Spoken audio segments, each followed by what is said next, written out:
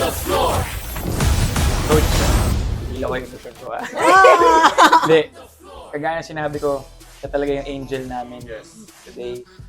And sa buong rehearsals namin, hindi niya kami pinabayaan. Tinutukan niya kami. Kahit sa backstage, nilinis pa rin niya kami. Ultimo stretching namin ng rehearsal hanggang sa dulo, hanggang matapos yung prod.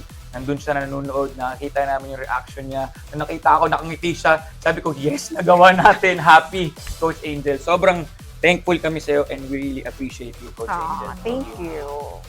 Kay Coach Angel, maraming salamat sa pagtsatsaga at pagtutok nga dahil, ayun nga, nagsusorry ka pa sa amin na sorry kinukulit ko kayo, ganyan. Pero, yun, kahit na alam mong pagod kami, pero kukulitin mo kami para mas magawa namin ng tama. Yung ganon, di ba? Yung, di ba? Oo.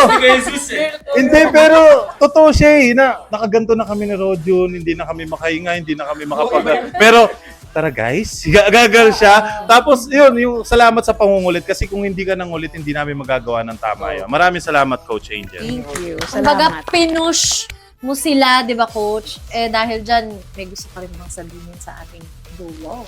Salamat for the trust. Salamat sa trust dun sa vision ng pyesa natin.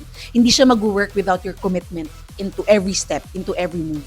In yung determination and perseverance during our rehearsals, kahit na nahihirapan tayo. You didn't ask na, di baguhin natin to, Coach, kasi medyo walang ganun ako narinig. What I saw with you guys is that laban natin to. We want to learn, we want to do this in the best way that we could, and you guys did it. Eto na! May bago tayong mga duos. Let's see kung sino-sino sila.